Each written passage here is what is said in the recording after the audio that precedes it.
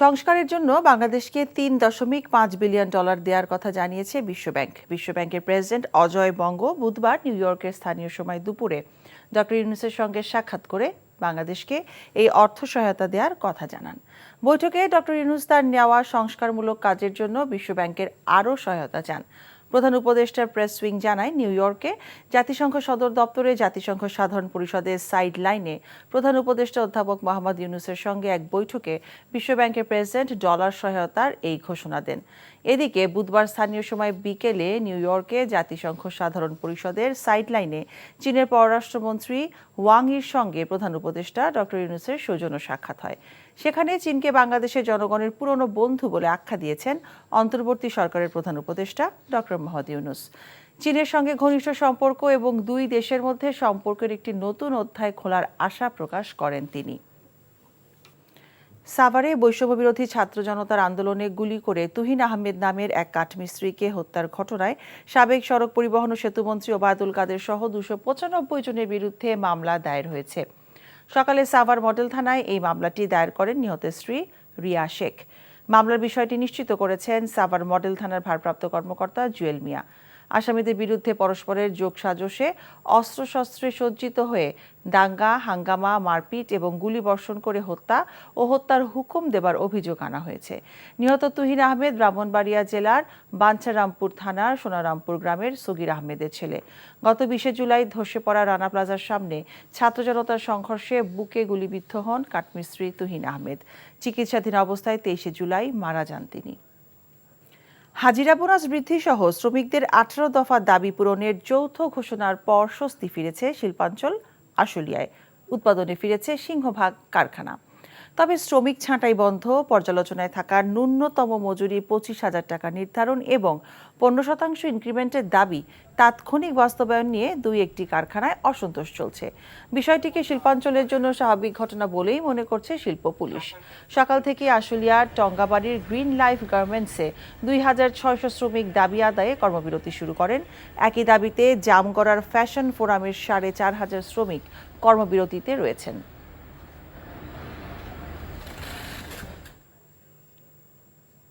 বৈষম্যবিরোধী ছাত্র আন্দোলন চলাকালে ফেনীতে অবস্থান কর্মসূচিতে নির্বিচারে গুলি করে ছাত্র হত্যার দায়ে শাহ আলম প্রকাশকে গ্রেফতার করেছে র্যাব। গত 4 আগস্ট ফেনীর মহিপাল ফ্লাইওভারের নিচে অবস্থান কর্মসূচি পালন করছিল বৈষম্যবিরোধী আন্দোলনের নেতাকর্মীরা। এ সময় শাহ আলমের নেতৃত্বে একদল হামলাকারী ছাত্র জনতার উপর এলোপাতাড়ি গুলি চালায়। এতে গুলিবিদ্ধ কলেজ ছাত্র সাইদুল ইসলামকে কুপিয়ে এবং পিটিয়ে মুমূর্ষু অবস্থায় ফেলে যায় হামলাকারীরা। হাসপাতালে নেওয়ার পর চিকিৎসক দ্বাদশ শ্রেণীর ছাত্র সাইদুল ইসলামকে মৃত ঘোষণা করে। এই ঘটনায় নিহতের বাবা 94 জনকে আসামি করে ফেনী মডেল থানায় মামলা করে। বাংলাদেশের অন্তর্বর্তী সরকারের প্রধান উপদেষ্টা ডক্টর মোহাম্মদ ইউনূস আঞ্চলিক সহযোগিতার সম্ভাবনাকে বাস্তবে রূপ দিতে দক্ষিণ এশিয়ার দেশগুলোর জোট সার্ককে পুনরুজ্জীবিত করতে চান। এ নিয়ে তিনি তার পদক্ষেপের অংশ হিসেবে পাকিস্তানের প্রধানমন্ত্রীর সাথে জাতিসংঘের ৭৯তম অধিবেশনে কথা বলেছেন। নিউ ইয়র্ক থেকে আরও জানাচ্ছেন ফরিদ আলম। প্রধান উপদেষ্টা ডক্টর মোহাম্মদ ইউনূস অধিবেশনের দ্বিতীয় দিনেও বিভিন্ন দেশের রাষ্ট্র ও সরকার প্রধানদের সাথে বৈঠক করেছেন আন্তর্জাতিক মানবাধিকার সংস্থা এবং বিশ্বব্যাংকের প্রেসিডেন্ট সহ আরও অনেকের সাথে। তবে প্রধান উপদেষ্টা ডক্টর ইউনূস এবং পাকিস্তানের প্রধানমন্ত্রী Shehbaz Sharif South Asian Association for Regional Cooperation নিয়ে কথা বলেন। সংক্ষেপে এটি সার্ক নামে পরিচিত। এ বিষয়ে জানতে চাইলে পররাষ্ট্র উপদেষ্টা মোহাম্মদ তৌহিদ হোসেন এনটিভিকে বলেন, আপাতত সার্কের কার্যক্রম শুরু করাটাই তাদের মূল উদ্দেশ্য। সার্ক তো চাচ্ছেন যে সার্ক পুনরুজ্জীবিত হোক, কিন্তু আমরা জানি যে সার্কের যে চার্টার, সেই চার্টার অনুযায়ী সবাই একমত হতে হবে। তাহলে আমরা চেষ্টা করছি সবাইকে একমত করা যায়। সার্কের যে নর্মাল প্রসেস ছিল সেটা চালু হোক, যেটা তো দীর্ঘদিন বন্ধ হয়েছে। আমরা আপাতত এটুকুই লক্ষ্য রাখি। অধিবেশনের দ্বিতীয় দিনে প্রধান উপদেষ্টার কর্মসূচি নিয়ে কথা বলতে গিয়ে আহত প্রেস ব্রিফিংয়ে প্রেস সচিব বলেন, চায়নার সাথে সম্পর্কের 50 বছর পূর্তির দিনটি অন্তর্বর্তী সরকার জাঁকজমকভাবে পালন করতে চায়। ইউরোপিয়ান ইউনিয়ন যেরকম তাদের এক ধরনের ইকোনমিক ইন্টিগ্রেশন করেছে, সিমিলারলি সার্ক চিন্তা করছেন যে তার ভিশনটাও এরকম, যে সার্কের যে আন্ডারে বা এই যে সাউথ এশিয়ার প্রায় 200 কোটি লোকের যে বসবাস, তারাও যেন সার্কে যদি কার্যকর করা যায় এবং একটা রিয়াল একটা ইকোনমিক কোঅপারেশনের মডেল হিসেবে যদি এটা এমার্জ করে, তাহলে যেটা হবে যে পুরো সার্কের মধ্যে যারা বসবাস করে 200 কোটি লোক প্রত্যেকে বেনিফিটেড হবে। এদিকে প্রধান উপদেষ্টা ডক্টর মোহাম্মদ ইউনূস বুধবার সন্ধ্যায় স্বাগতিক দেশের প্রেসিডেন্ট দম্পতি জো বাইডেন ও জিল বাইডেনের দেয়া নৈশভোজে যোগ দেন। জাতিসংঘ সদর দপ্তর লাগোয়া মেট্রোপলিটন মিউজিয়াম অব আর্ট মিলনায়তনে অধিবেশনে আমন্ত্রিত দেশের প্রতিনিধিরা যোগ দেন।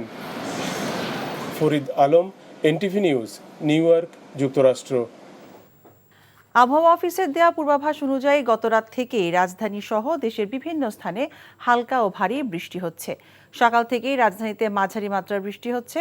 বৃষ্টির কারণে ব্যাহত হচ্ছে স্বাভাবিক জনজীবন। রাজধানীর গুরুত্বপূর্ণ সড়কগুলোতে সৃষ্টি হয়েছে যানজটের। বিপাকে পড়েন অফিসগামী মানুষ। এছাড়া টানা বৃষ্টির কারণে কোনো কোনো সড়ক ও এলাকায় জলাবদ্ধতার সৃষ্টি হয়েছে। বিশেষ করে বিপাকে পড়েছেন খেটে খাওয়া মানুষ। তবে গত সপ্তাহে টানা ভ্যাপসা গরমের সাথে অতি আর্দ্রতায় নাকাল নগরবাসীকে গরম থেকে স্বস্তি দিয়েছে এই বৃষ্টি। কমে এসেছে তাপমাত্রা। এদিকে সমুদ্র বন্দরসমূহে ৩ নম্বর স্থানীয় সতর্ক সংকেত দেখাতে বলেছে আবহাওয়া অফিস। এছাড়া বৃষ্টিতে চট্টগ্রাম বিভাগের পাহাড়ি এলাকার কোনো কোনো জায়গায় ভূমিধসের আশঙ্কা রয়েছে বলেও সতর্ক করেছে আবহাওয়া অধিদপ্তর। আবহাওয়ার খবর জানতে আমরা যাচ্ছি আগারগাঁয়ে। সেখানে আছেন আমাদের স্টাফ করেসপন্ডেন্ট আবির আহমেদ। আবির, বৃষ্টি বিষয়ে আবহাওয়া অধিদপ্তর আপনাকে সবশেষ কি তথ্য দিয়েছে আমাদেরকে জানাবেন, আর এই যে টানা বৃষ্টি হচ্ছে এতে জনজীবনে প্রভাব কেমন দেখছেন এই বিষয়ে আমাদেরকে জানাবেন।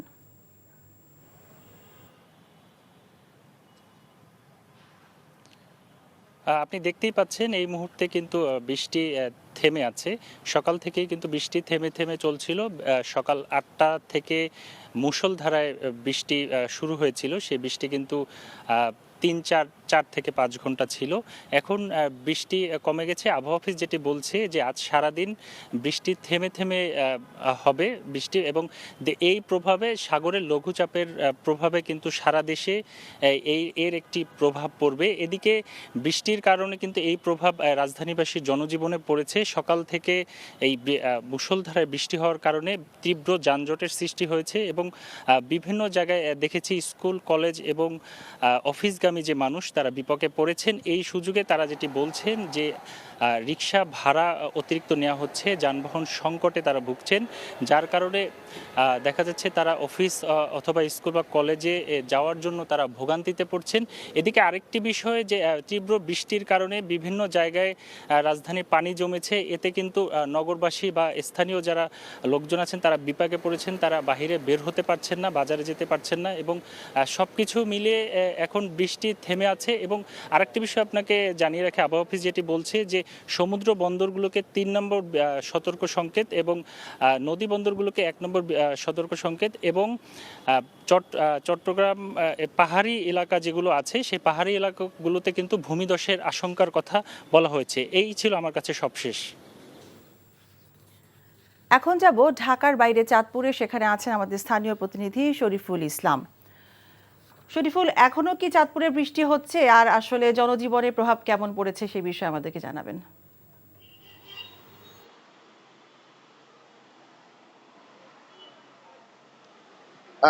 মিতা, গত 2 দিন ধরে চাঁদপুরে গুড়ি গুড়ি থেকে মাঝারি এবং ভারী বর্ষণ হয়ে আসছে। গত 24 ঘন্টায় চাঁদপুরে 49 মিলিমিটার বৃষ্টিপাত রেকর্ড করা হয়েছে। এই বৃষ্টিপাতের কারণে আসলে শহর থেকে শুরু করে যে গ্রাম অঞ্চল সেখানে আসলে ব্যাপক প্রভাব পড়েছে। বৃষ্টির কারণে শহরে যারা খেটে খাওয়া মানুষ তাদের মূলত হচ্ছে যে বেশি ক্ষতিগ্রস্ত হচ্ছেন। কর্মজীবী মানুষরা এই বৃষ্টির কারণে বের হতে পারছে না। আর কি বিষয় হচ্ছে, চাঁদপুরের পদ্মা মেঘনায় এই লঘুচাপের কারণে কিছুটা স্রোত এবং হচ্ছে যে ঢেউ লক্ষ্য করা গেছে। যদিও ঢাকা চাঁদপুর সহ অন্যান্য যে রুট রয়েছে সেখানে লঞ্চ চলাচল এখনো স্বাভাবিক রয়েছে। আর ছোট যে নৌযান রয়েছে সেগুলোকে একটু সতর্কভাবে চলাচল করার জন্য বলা হয়েছে।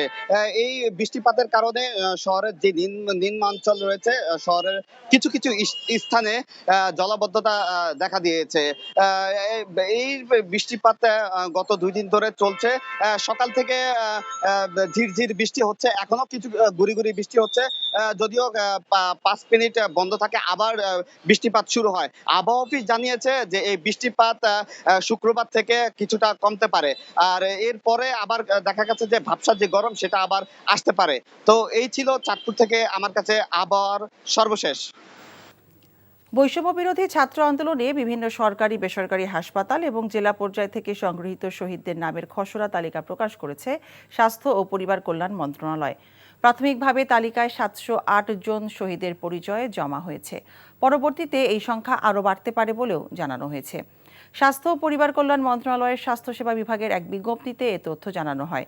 এতে বলা হয়েছে, চলতি বছরের জুলাই অগাস্টে সরকারি বেসরকারি হাসপাতাল এবং জেলা পর্যায় হতে সংগৃহীত তথ্যের ভিত্তিতে ছাত্র জনতার অভ্যুত্থানে শহীদদের নামের খসড়া তালিকা মন্ত্রণালয়ের স্বাস্থ্যসেবা বিভাগের ওয়েবসাইট এবং স্বাস্থ্য অধিদপ্তরের ওয়েবসাইটে প্রকাশ করা হয়েছে। তথ্য সংশোধন বা সংযোজন করার জন্য ওয়েবসাইটে প্রকাশিত তালিকাটি 23 সেপ্টেম্বর থেকে আগামী 6 অক্টোবর পর্যন্ত সর্বসাধারণের জন্য উন্মুক্ত থাকবে। বিজ্ঞপ্তিতে বলা হয়েছে, তালিকায় প্রকাশিত নাম, ঠিকানা ও অন্যান্য প্রাসঙ্গিক তথ্য যাচাই, সংশোধন, পূর্ণাঙ্গ করতে শহীদ পরিবারের সদস্য, ওয়ারিশ, প্রতিনিধিগণকে অনুরোধ করা হয়েছে। দেশের সাংবাদিকতায় অনন্য এক পথিকৃৎ সাংবাদিক আতাউস সামাদ ছিলেন সত্য ও ন্যায় প্রতিষ্ঠায় এক অকুতোভয় বীর। জাতীয় প্রেস ক্লাবে আতাউস সামাদের দ্বাদশ মৃত্যুবার্ষিকী উপলক্ষে স্মৃতি পরিষদ আয়োজিত স্মরণ সভায় এসব কথা বলেন বক্তারা। বলেন, সাংবাদিক আতাউস সামাদ শুধু সাংবাদিক ছিলেন না, সমাজ সংস্কার এবং মানবিক মূল্যবোধ প্রতিষ্ঠা সহ নির্ভীকতার সাথে স্বাধীন সাংবাদিকতা ও মত প্রকাশের স্বাধীনতার জন্য কাজ করে গেছেন এই বরেণ্য সাংবাদিক। অনুষ্ঠানে দেশের প্রথিতযশা সাংবাদিক ও বিশিষ্টজনেরা আলোচনায় অংশ নেন।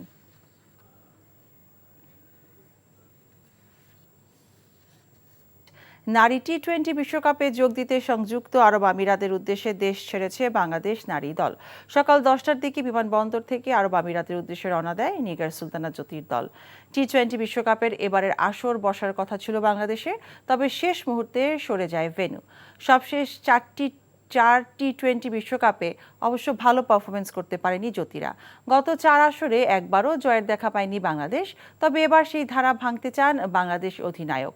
10 দলের বিশ্বকাপে বাংলাদেশ আছে বি গ্রুপে। 3 অক্টোবর শারজায় বাংলাদেশ স্কটল্যান্ড ম্যাচ দিয়ে পর্দা উঠবে টুর্নামেন্টের। 5 অক্টোবর ইংল্যান্ড, 10 অক্টোবর ওয়েস্ট ইন্ডিজের বিপক্ষে ম্যাচ। এই 3টি ম্যাচই শারজায়। 12 অক্টোবর দক্ষিণ আফ্রিকার বিপক্ষে ম্যাচটি দুবাইয়ে। প্রতিটি ম্যাচই শুরু হবে বাংলাদেশ সময় রাত 8টায়। 28 সেপ্টেম্বর শ্রীলঙ্কার বিপক্ষে এবং 30 সেপ্টেম্বর পাকিস্তানের বিপক্ষে দুটি প্রস্তুতি ম্যাচও খেলবে বাংলাদেশ। 20 অক্টোবর দুবাইয়ে ফাইনাল, 17 এবং 18 অক্টোবর দুবাই ও শারজায় সেমিফাইনাল। বাংলাদেশে সোলার প্যানেলে বিনিয়োগ এবং বাণিজ্যিক ও অর্থনৈতিক সম্পর্ক সুদৃঢ় করার মাধ্যমে কৌশলগত সম্পর্ককে এগিয়ে নিতে চায় চীন। বুধবার নিউ ইয়র্কে জাতিসংঘ সদর দফতরে সাধারণ পরিষদের সাইডলাইনে বাংলাদেশের প্রধান উপদেষ্টা ডক্টর মোহাম্মদ ইউনূসের সঙ্গে সাক্ষাৎকালে চীনের পররাষ্ট্রমন্ত্রী ওয়াং ই এ কথা জানান। এদিকে সংস্কারের জন্য বাংলাদেশকে $350 কোটি দেওয়ার কথা জানিয়েছে বিশ্বব্যাংক। নিউ ইয়র্ক থেকে আরও জানাচ্ছেন ফরিদ আলম। প্রধান উপদেষ্টা ডক্টর মোহাম্মদ ইউনূস অধিবেশনের দ্বিতীয় দিনেও বিভিন্ন দেশের রাষ্ট্র ও সরকার প্রধানদের সাথে বৈঠক করেছেন আন্তর্জাতিক মানবাধিকার সংস্থা এবং বিশ্বব্যাংকের প্রেসিডেন্ট সহ আরও অনেকের সাথে। তবে প্রধান উপদেষ্টা ডক্টর ইউনূস এবং পাকিস্তানের প্রধানমন্ত্রী Shehbaz Sharif South Asian Association for Regional Cooperation নিয়ে কথা বলেন। সংক্ষেপে এটি সার্ক নামে পরিচিত। এ বিষয়ে জানতে চাইলে পররাষ্ট্র উপদেষ্টা মোহাম্মদ তৌহিদ হোসেন এনটিভিকে বলেন, আপাতত সার্কের কার্যক্রম শুরু করাটাই তাদের মূল উদ্দেশ্য। সার্ক তো চাচ্ছেন যে সার্ক পুনরুজ্জীবিত হোক, কিন্তু আমরা জানি যে সার্কের যে চার্টার, সেই চার্টার অনুযায়ী সবাই একমত হতে হবে। তাহলে আমরা চেষ্টা করছি সবাইকে একমত করা যায়। সার্কের যে নর্মাল প্রসেস ছিল সেটা চালু হোক, যেটা তো দীর্ঘদিন বন্ধ হয়েছে। আমরা আপাতত এটুকুই লক্ষ্য রাখি। অধিবেশনের দ্বিতীয় দিনে প্রধান উপদেষ্টার কর্মসূচি নিয়ে কথা বলতে গিয়ে আহত প্রেস ব্রিফিংয়ে প্রেস সচিব বলেন, চায়নার সাথে সম্পর্কের 50 বছর পূর্তির দিনটি অন্তর্বর্তী সরকার জাঁকজমকভাবে পালন করতে চায়। ইউরোপিয়ান ইউনিয়ন যেরকম তাদের এক ধরনের ইকোনমিক ইন্টিগ্রেশন করেছে, ঠিক সিমিলারলি সার্ক চিন্তা করছেন যে তার ভিশনটাও এরকম, যে সার্কের যে আন্ডারে বা এই যে সাউথ এশিয়ার প্রায় 200 কোটি লোকের যে বসবাস, তারাও যেন সার্ককে যদি কার্যকর করা যায় এবং একটা রিয়াল একটা ইকোনমিক কোঅপারেশনের মডেল হিসেবে যদি এটা মার্চ করে, তাহলে যেটা হবে যে পুরো সার্কের মধ্যে যারা বসবাস করে 200 কোটি লোক, প্রত্যেকে বেনিফিটেড হবে। এদিকে প্রধান উপদেষ্টা ডক্টর মোহাম্মদ ইউনূস বুধবার সন্ধ্যায় স্বাগতিক দেশের প্রেসিডেন্ট দম্পতি জো বাইডেন ও জিল বাইডেনের দেয়া নৈশভোজে যোগ দেন। জাতিসংঘ সদর দপ্তর লাগোয়া মেট্রোপলিটন মিউজিয়াম অব আর্ট মিলনায়তনে অধিবেশনে আমন্ত্রিত দেশের প্রতিনিধিরা যোগ দেন। Farid Alam, NTV News, New York, যুক্তরাষ্ট্র।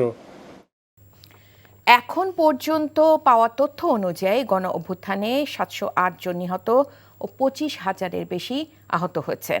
এই তালিকা নিয়ে কাজ চলছে এবং এই সংখ্যা আরও বাড়বে বলে মনে করছে স্বাস্থ্য অধিদপ্তর। সকালে সচিবালয়ে এই তথ্য দেন অধিদপ্তরের উপপরিচালক ডাক্তার আবু হোসেন মোহাম্মদ মইনুল আহসান।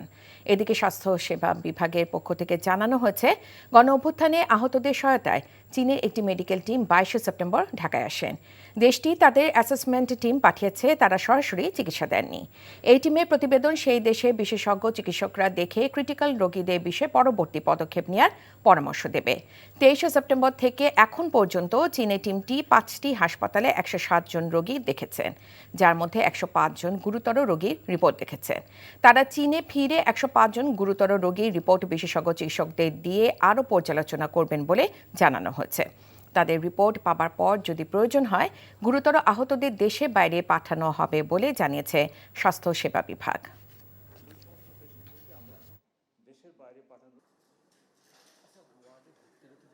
তারা আমাদের ডক্টরদেরকে তাদের তরফ থেকে যে সমস্ত পরামর্শ দেওয়ার প্রয়োজন ছিল সেগুলো দিয়েছেন। এই 105 জন পেশেন্টের মধ্যে আপনার কয়েকজন পেশেন্ট খুব ক্রিটিক্যালি ইনজুর্ড। এই ক্রিটিক্যালি ইনজুর্ড পেশেন্টের বিষয়ে কিছু সাজেশন তারা দিয়েছেন। আর যেহেতু আমরা বলেছি যে এটা একটা অ্যাসেসমেন্ট টিম, ওনারা চায়নাতে ফিরে গিয়ে ওনাদের আরও সিনিয়র এবং অভিজ্ঞ কলিগদের সাথে কথা বলে তারা নিজেদের একটা পূর্ণাঙ্গ অ্যাসেসমেন্ট আমাদেরকে পরে পাঠাবেন। তার ভিত্তিতে আমাদের যদি কোনো আরও ভালো ট্রিটমেন্ট করার প্রয়োজন হয় সেটা আমরা নিশ্চয়ই করব। দুর্গাপূজা ঘিরে কোনো নিরাপত্তা ঝুঁকি নেই বলে জানিয়েছেন আইজিপি মইনুল ইসলাম। রাজধানীর পল্টনে ট্যুরিস্ট পুলিশ হেডকোয়ার্টারে আয়োজিত এক সেমিনার শেষে সাংবাদিকদের প্রশ্নের জবাবে একথা বলেন তিনি। আইজি বলেন, দীর্ঘদিন ধরে এদেশে শান্তিপূর্ণ ও উৎসবমুখর পরিবেশে দুর্গোৎসব অনুষ্ঠিত হয়ে আসছে। পূজা আয়োজনের সার্বিক নিরাপত্তা নিশ্চিতে বাংলাদেশ পুলিশ সর্বোচ্চ কঠোর অবস্থায় থাকবে বলে জানান পুলিশ মহাপরিদর্শক। সাময়িক সংকটের পরে থানার কার্যক্রম স্বাভাবিকভাবে চলছে বলেও দাবি করেন তিনি। বলেন, দেশে প্রায় 500 থানা এবং পুলিশের টহল গাড়ি পোড়ানো হয়েছিল। এর মধ্যে গাড়িগুলো প্রতিস্থাপন করা হয়েছে বলে জানান পুলিশ প্রধান।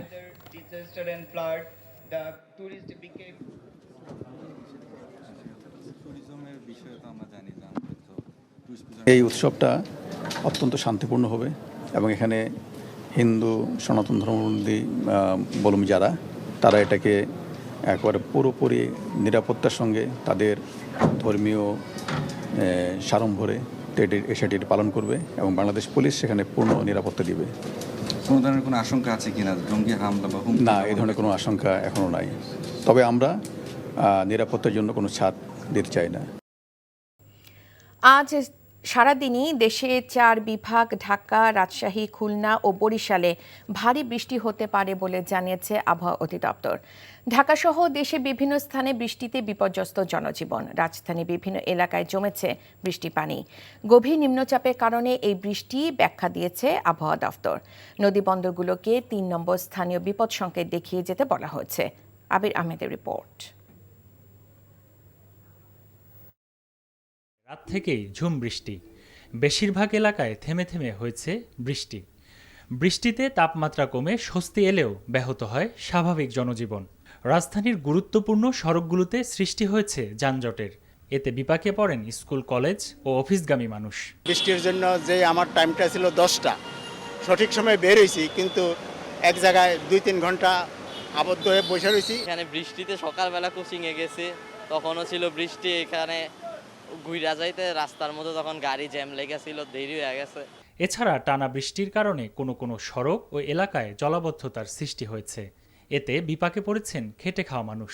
বৃষ্টির কারণে চালতারি না, এরপরে জমা দেওয়া লাগে, জমা বাড়াইতারি না। বৃষ্টির মধ্যে লোক থাকে না, যার আমার যে দরকারি তারাই বার হয়। শুক্রবার বৃষ্টি কমার সম্ভাবনা, সেই সাথে তাপমাত্রা বৃদ্ধি পেতে পারে।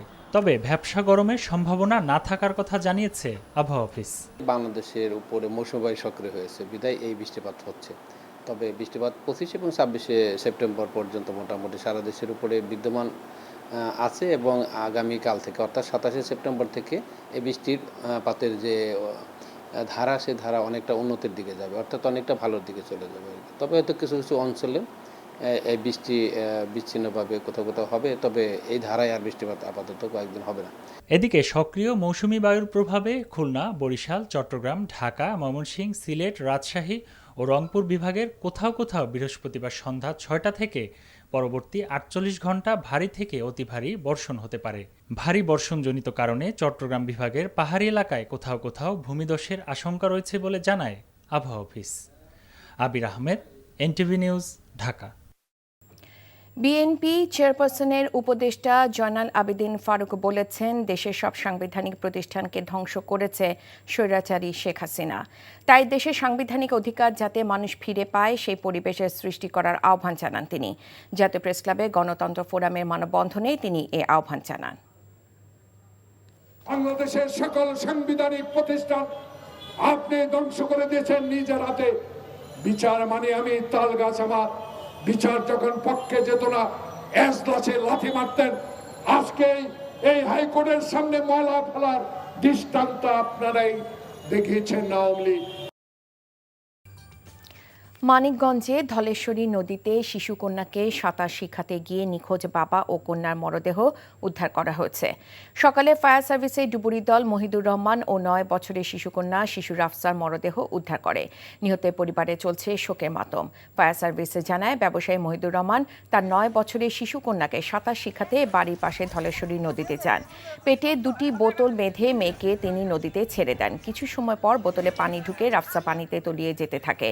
মেয়েকে উদ্ধার করতে গিয়ে মহিদুরও নদীতে তলিয়ে যায়। খবর পেয়ে বুধবার সকাল থেকে সিংগাইর ও মানিকগঞ্জে ফায়ার সার্ভিসের ডুবুরি দল উদ্ধার কাজ শুরু করে। পর্যটকদের সেন্ট মার্টিন দ্বীপে যেতে নিবন্ধন করা ও ফি দেবার বিষয়ে চূড়ান্ত কোনো সিদ্ধান্ত হয়নি, তবে প্লাস্টিকের ব্যবহার বন্ধ করা হবে বলে জানিয়েছেন ট্যুরিজম বোর্ডের প্রধান নির্বাহী কর্মকর্তা আবু তাহের মোহাম্মদ জাবের। সকালে সচিবালয়ে বিশ্ব পর্যটন দিবস উপলক্ষে আয়োজিত সংবাদ সম্মেলনে এসব বলেন তিনি। সেন্ট মার্টিন বিষয়ে যে কোনো সিদ্ধান্ত কক্সবাজার উন্নয়ন কর্তৃপক্ষ বাস্তবায়ন করবে বলেও জানান তিনি। এ সময় এক প্রশ্নের জবাবে অতিরিক্ত সচিব আবু নাসের খান জানান, শাহজালাল বিমানবন্দরের নাম পরিবর্তনে কোনো উদ্যোগ নেওয়া হয়নি। বিমানবন্দরে 3rd টার্মিনালের কাজ প্রায় শেষ, তবে চালু হতে আরও 6 মাসের মতো সময় লাগতে পারে বলে জানিয়েছেন বেবি চকের সদস্য এস এম লাবলুর রহমান। অভ্যুত্থানে শহীদ পরিবারের সদস্যদের প্রয়োজনীয় প্রশিক্ষণের মাধ্যমে পর্যটন শিল্পে সম্পৃক্ত করার উদ্যোগ গ্রহণ করা হবে বলে জানিয়েছেন মন্ত্রণালয়ের সচিব নাসরিন জাহান। নড়াইলে মধুমতি নদীর ভাঙনে বিলীন হচ্ছে লোহাগড়া উপজেলার বিস্তীর্ণ এলাকা। অনেকে ঘরবাড়ি অন্যত্র সরিয়ে নিচ্ছেন। ভাঙন রোধে পানি উন্নয়ন বোর্ডে কোনো সহায়তা পাননি বলে ভুক্তভোগীদের অভিযোগ। নড়াইল প্রতিনিধি মুনির চৌধুরীর পাঠানো রিপোর্ট। শান্ত মধুমতি হঠাৎই যেন আগ্রাসী রূপ নিয়েছে। নদী ভাঙনে লোহাগড়া উপজেলার কোটাকল ইউনিয়নের বসতবাড়ি, ফসলি জমি সহ বিভিন্ন স্থাপনা নদীগর্ভে চলে গেছে। নদী খুব কাছাকাছি চলে আসায় অনেকে ঘরবাড়ি অন্যত্র সরিয়ে নিচ্ছেন। যাওয়ার কোনো জায়গা না থাকায় অনেকে আবার খোলা আকাশের নিচে ঠাঁই নিয়েছেন। আমার 10-12 বিঘে জমি ছিল, সব নদীতে ভাঙে গেছে। আমরা দীর্ঘ যাবত এই নদী ভাঙ্গন এলাকায় আমরা বসবাস করছি। আমার পুরন বাড়ি সব নদীতে ভেঙে চলে গেছে। ভাঙন রোধে ব্যবস্থা নেওয়ার আশ্বাস দিলেন পানি উন্নয়ন বোর্ডের এই কর্মকর্তা। যে সমস্ত জায়গায় জনগুরুত্বপূর্ণ স্থাপনা সমূহ রয়েছে তা মধুমতি নদীর ভাঙন থেকে রক্ষার জন্য অতি দ্রুত কাজ বাস্তবায়ন শুরু হবে বলে আশা করা যাচ্ছে। শুধু আশ্বাস নয়, ভাঙন রোধে ব্যবস্থা নেওয়া না হলে তলিয়ে যেতে পারে আরও বিস্তীর্ণ জনপদ, এমনটাই মনে করছেন বিশেষজ্ঞরা। NTV news desk. দেশ সংস্কার করে দ্রুত একটি সুষ্ঠু নির্বাচনের ব্যবস্থা করে নির্বাচিত সরকারের হাতে ক্ষমতা হস্তান্তর করার দাবি জানিয়েছেন বাংলাদেশ জামায়াত ইসলামের কেন্দ্রীয় নায়েবে আমির ডক্টর আব্দুল্লাহ মোহাম্মদ তাহের। সকালে কুমিল্লার বুড়িচং উপজেলায় পথসভায় প্রধান অতিথির বক্তব্যে তিনি এসব কথা বলেন। নায়েবে আমির বলেন, নতুন স্বাধীনতাকে রক্ষা করতে হলে সকল ষড়যন্ত্র রুখে দিতে হবে। জেলা সহকারী সেক্রেটারি ও উপজেলার আমির অধ্যক্ষ মুফতি আমিনুল ইসলাম সহ জেলার বিভিন্ন স্তরের নেতাকর্মীরা উপস্থিত ছিলেন। কক্সবাজারের চকরিয়া উপজেলার চরণদ্বীপ এলাকার চিংড়ি ঘের দখলের 2টি মামলা থেকে খালাস পেয়েছেন বিএনপির জাতীয় স্থায়ী কমিটির সদস্য সালাউদ্দিন আহমেদ। দুপুরে সালাউদ্দিন আহমেদ সহ এই মামলার অন্য আসামিরা কক্সবাজারের সিনিয়র জুডিশিয়াল ম্যাজিস্ট্রেট জাবেদ আক্তারের আদালতে হাজির হয়ে জামিনের আবেদন করেন। পরে আদালত সকল আসামিকে মামলা থেকে অব্যাহতি এবং মামলা দুটি স্থগিতের আদেশ দেন। মামলা থেকে অব্যাহতির আদেশ পেয়ে সন্তোষ প্রকাশ করেছেন বিএনপির এই নেতা। পরে সংক্ষিপ্ত ব্রিফিংয়ে সালাউদ্দিন আহমেদ বলেন, বিচার বিভাগ স্বাধীন হয়েছে, তাই 2টি মিথ্যা মামলা থেকে তাদের খালাস দেওয়া হয়েছে। এর মাধ্যমে প্রমাণ হয় আদালতের ন্যায় বিচার প্রতিষ্ঠা হয়েছে। নোয়াখালীর কোম্পানিগঞ্জে 4 জামায়াত শিবির কর্মীকে গুলি করে হত্যার ঘটনায় ওবায়দুল কাদেরের ছোট ভাই কাদের মির্জা সহ 112 জনের বিরুদ্ধে হত্যা মামলা দায়ের করা হয়েছে। সকালে নিহত সাইফুল ইসলামের বড় ভাই মোহাম্মদ আমিরুল ইসলাম বাদী হয়ে senior judicial magistrate Mohammad Iqbal হোসেনের আদালতে এই মামলার আবেদন করেন। পরে বিচারক কোম্পানিগঞ্জ থানায় মামলাটি রেকর্ড করার জন্য নির্দেশ দেন। মামলার বিবরণে জানা যায়, 2013 সালের 14 ডিসেম্বর জামায়াতের কেন্দ্রীয় নেতা কাদের মোল্লার অবৈধ ফাঁসি রায় কার্যকর করার প্রতিবাদে কেন্দ্রীয় কর্মসূচির অংশ হিসেবে বসুরহাট বাজারে বিক্ষোভ মিছিলে প্রথমে দেশীয় অস্ত্র নিয়ে হামলা চালায় আওয়ামী ও যুবলীগ কর্মীরা। পরে পুলিশের নির্বিচারে গুলিতে 4 জামায়াত শিবির কর্মী নিহত হন। বৈষম্য বিরোধী ছাত্র আন্দোলন চলাকালে ফেনীতে অবস্থান কর্মসূচিতে নির্বিচার গুলি করে ছাত্র হত্যার দায়ে শাহ আলম প্রকাশকে গ্রেফতার করেছে র্যাব। গত 4 অগস্ট ফেনীর মহিপাল ফ্লাইওভারের নিচে অবস্থান কর্মসূচি পালন করছিল বৈষম্য বিরোধী ছাত্র আন্দোলনের নেতাকর্মীরা। এ সময় শাহ আলমের নেতৃত্বে একদল হামলাকারী ছাত্র জনতার ওপর এলোপাতাড়ি গুলি চালায়। এরপর গুলিবিদ্ধ কলেজ ছাত্র সাইদুল ইসলামকে কুপিয়ে ও পিটিয়ে মুমূর্ষ অবস্থায় ফেলে যায় হামলাকারীরা। হাসপাতালে নেয়ার পর চিকিৎসক দ্বাদশ শ্রেণীর ছাত্র সাইদুল ইসলামকে মৃত ঘোষণা করে। এই ঘটনায় নিহতের বাবা 94 জনকে আসামি করে ফেনী মডেল থানায় মামলা করেন। চট্টগ্রাম 6 আসনের সাবেক সংসদ সদস্য এবিএম ফজলে করিম চৌধুরীকে 2 দিনের রিমান্ড শেষে কারাগারে পাঠানো হয়েছে। সকালে কড়া নিরাপত্তার মধ্য দিয়ে চট্টগ্রাম জেলা পুলিশ কার্যালয় থেকে ফজলে করিম চৌধুরীকে কারাগারে নেওয়া হয়। এর আগে গত মঙ্গলবার ফজলে করিম চৌধুরীকে 2 দিনের রিমান্ডে পাঠায় আদালত। 2019 সালে মুনিরিয়া যুব তাবলিগ কমিটির কার্যালয় ভাঙচুর মামলায় 2 দিনের রিমান্ড মঞ্জুর করা হয়েছিল। ইতোপূর্বে আরও 4টি মামলায় সাবেক এই সংসদ সদস্যকে গ্রেফতার দেখানো হয়েছে। গত 12 সেপ্টেম্বর ভারতে পালানোর চেষ্টাকালে আখাউড়া সীমান্ত থেকে ফজলে করিম চৌধুরীকে আটক করে বিজিবি। আসন্ন শারদীয় দুর্গাপূজা উপলক্ষে 12 মেট্রিক টন ইলিশের প্রথম চালান বেনাপোল বন্দর দিয়ে ভারতে পৌঁছেছে। 3 আমদানিকারক প্রতিষ্ঠানের 3টি ট্রাক কর্তৃপক্ষের অনুমতি পাওয়ার পর বেনাপোল বন্দর থেকে ভারতের পেট্রোপল বন্দরে গিয়ে পৌঁছায়। ভারতের অনুরোধে বাংলাদেশ সরকার 49টি রপ্তানিকারক প্রতিষ্ঠানকে 2420 মেট্রিক টন ইলিশ রপ্তানির অনুমতি দেয়। বাণিজ্য মন্ত্রণালয়ের নির্দেশনা অনুযায়ী আগামী 12 অক্টোবরের মধ্যে ইলিশ রপ্তানি শেষ করতে হবে বলে জানিয়েছেন বেনাপোল মৎস্য কর্মকর্তা, যার প্রতি কেজি ইলিশের রপ্তানি মূল্য $10 মার্কিন বা বাংলাদেশি টাকায় 1180 টাকা। এখনও উদ্ধার হয়নি 5 অগস্ট রাজশাহী মহানগর পুলিশের লুট হওয়া 162টি আগ্নেয়াস্ত্রের মধ্যে 20টি অস্ত্র। সকালে মহানগর পুলিশ সদর দফতরে আয়োজিত এক সংবাদ সম্মেলনে এই তথ্য জানান কমিশনার আবু সুফিয়ান। তবে অস্ত্রগুলো উদ্ধারে যৌথ বাহিনীকে সাথে নিয়ে কাজ করছে পুলিশ। কমিশনার বলেন, সরকারি নির্দেশনার মতো রাজশাহী মহানগর এলাকায় ব্যক্তি পর্যায়ে লাইসেন্সকৃত সকল অস্ত্র জমা পড়েছে। এরই মধ্যে কয়েকজন সন্ত্রাসীকে গ্রেফতার করা হয়েছে। আসন্ন দুর্গাপূজা নিরাপদে সম্পন্ন করতে নগরীর 12টি থানা এলাকায় প্রয়োজনীয় নিরাপত্তা ব্যবস্থা গ্রহণ করা হয়েছে বলেও জানিয়েছেন তিনি। শিক্ষা কমিশনে ইসলামী শিক্ষাবিদ আলেম ওলামাদের প্রতিনিধি অন্তর্ভুক্ত করতে সরকারের কাছে দাবি জানিয়েছেন বাংলাদেশ খেলাফত মজলিসের মহাসচিব আল্লামা মামুনুল হক। জামালপুরের সিংহজানি উচ্চ বিদ্যালয় মাঠে বাংলাদেশ খেলাফত মজলিস জামালপুর জেলা শাখা আয়োজিত গণসমাবেশে প্রধান অতিথির বক্তব্যে তিনি এই আহ্বান জানান। শাপলা চত্বরে হেফাজতে ইসলামের আন্দোলন ও বৈষম্য বিরোধী ছাত্র আন্দোলনে গণহত্যার বিচারের দাবি এবং নৈরাজ্যের প্রতিবাদে এই গণসমাবেশের আয়োজন করা হয়। বাগেরহাটে গ্রেড বৈষম্যের প্রতিবাদে মানববন্ধন করেছেন সরকারি প্রাথমিক বিদ্যালয়ের সহকারী শিক্ষকরা। সকালে বাগেরহাট প্রেসক্লাবের সামনে অনুষ্ঠিত এই মানববন্ধনে 10ম গ্রেড বাস্তবায়নের দাবি জানান জেলার সরকারি প্রাথমিক বিদ্যালয়ের শিক্ষকরা।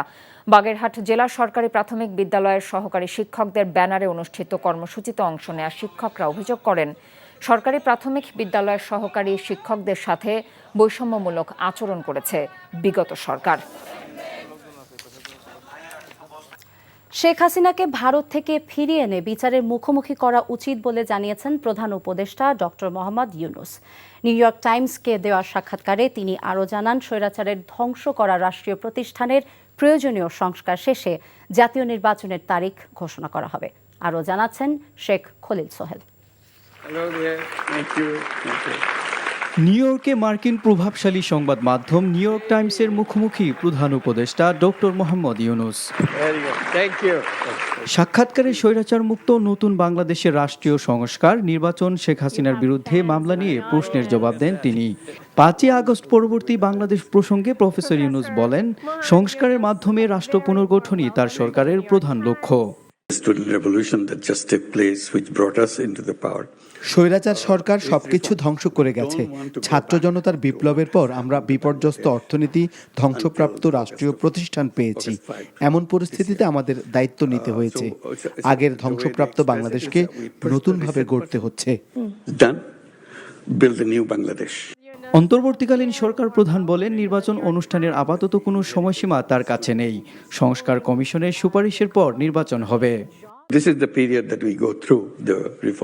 আমরা এখন সংস্কার কার্যক্রম শুরু করেছি। সংস্কারের কাজ সম্পন্ন হলে নির্বাচন অনুষ্ঠিত হবে। নতুন বাংলাদেশে নতুন সরকার আসবে। স্বৈরাচার সরকারের কর্মকর্তা এবং নেতাদের বিচার এবং গণপিটুনি সংক্রান্ত প্রশ্নের জবাবও দেন ডক্টর ইউনূস। বর্তমান বাংলাদেশে কেউই রাজনৈতিক প্রতিশোধের শিকার হচ্ছে না। যারা ছাত্র জনতাকে হত্যা করেছে তারা দেশ ছেড়ে পালিয়েছে। যারা দেশে আছে তাদেরকে অপরাধের জন্য বিচারের মুখোমুখি করা হচ্ছে, দলীয় বিবেচনায় নয়। শেখ হাসিনাকে ভারত থেকে ফিরিয়ে আনা প্রসঙ্গে প্রধান উপদেষ্টা বলেন, তাকে ফিরিয়ে এনে বিচারের মুখোমুখি করা উচিত। তিনি যদি অপরাধ করে থাকেন তাহলে তাকে দেশে ফিরিয়ে এনে বিচারের মুখোমুখি করা প্রয়োজন। দেশে ন্যায় বিচারের যাত্রা শুরু হয়েছে, তাকেও সেটা মোকাবেলা করা উচিত। তাছাড়া ভবিষ্যতে নির্বাচনে দাঁড়ানোর কোনো পরিকল্পনা নেই বলেও জানান 84 বছর বয়সী নোবেলজয়ী ইউনূস।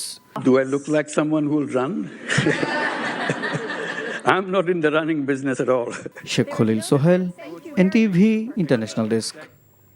বিএনপির সঙ্গে ভারতের সম্পর্কের বরফ গলতে শুরু করেছে বলে মন্তব্য করেছেন দলটির মহাসচিব মির্জা ফখরুল ইসলাম আলমগীর। ভারতীয় বার্তা সংস্থা ANI-কে দেওয়া সাক্ষাৎকারে একথা বলেন তিনি।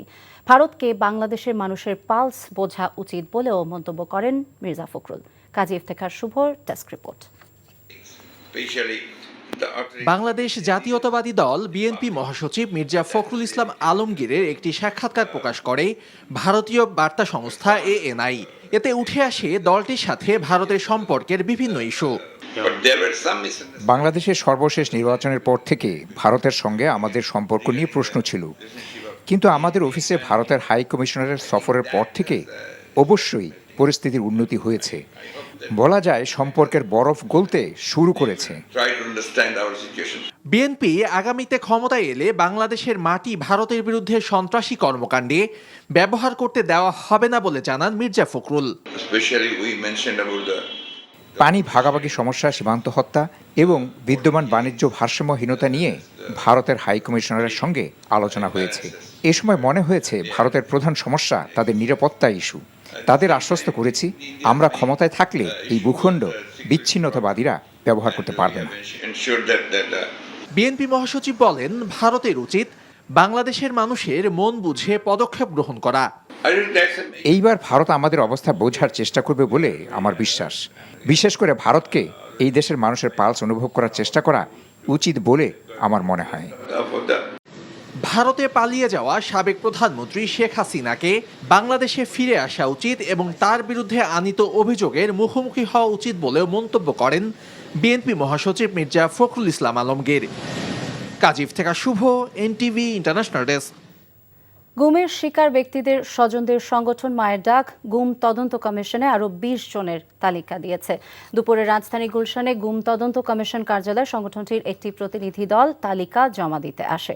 মায়ের ডাকের সমন্বয়ক সঞ্জিতা ইসলাম তুলি বলেন, গুমের শিকার অনেক ব্যক্তির স্বজনেরা কিভাবে তথ্য সরবরাহ করতে হবে সে বিষয়ে না জানার কারণে তথ্য দিতে পারছেন না। এসব বিষয়ে সহায়তা করছে মায়ের ডাক। তাদের সংগঠন এখন পর্যন্ত মোট ৫৪ জন গুম হওয়া ব্যক্তির তথ্য কমিশনে জমা দিয়েছে বলে জানান তিনি।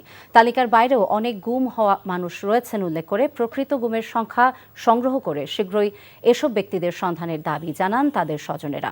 আগামী ১০ অক্টোবর পর্যন্ত গুমের তথ্য দেয়া যাবে কমিশনে। আমরা জানি যে ফেরত আসেনি এরকম মানুষের সংখ্যা ১৫৫রও বেশি, বাট তারপরেও অনেক মানুষ কিন্তু ৫ই আগস্টের পরে আসছেন আমাদের মধ্যে, এবং আমরা চাই তারা যেন প্রপারলি সাবমিশনে করতে পারে এবং ইনভেস্টিগেশনটা প্রপার হয়, তাহলে আমরা তথ্যগুলো পাই যে আমাদের স্বজনরা কোথায় আছে। সব জায়গায় আমরা সমাবেশ করছি, করার পরেও আমাদের কোনো এখন পর্যন্ত আমরা হদিশ পাই নাই। আমার স্বামী যেখানে আছে সেখান থেকে যেন তার খোঁজটা আমাদেরকে দেওয়া হয়।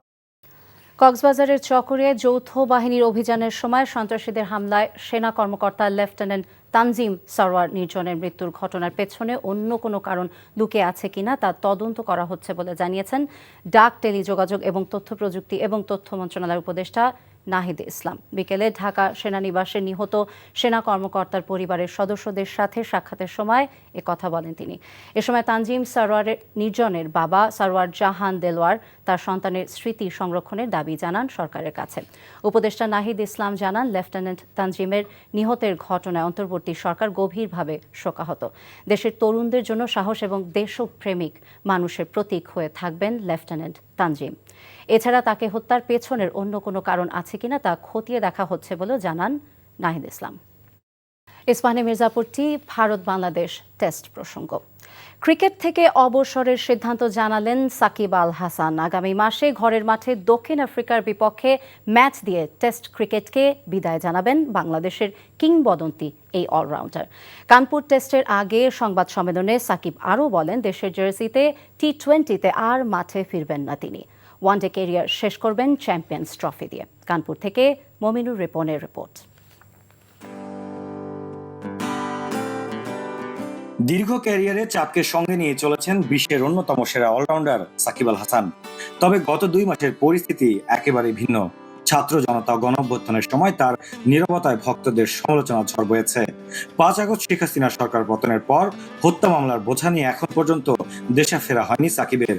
সবশেষ শেয়ার কারসাজির জন্য 50 লাখ টাকা জরিমানা।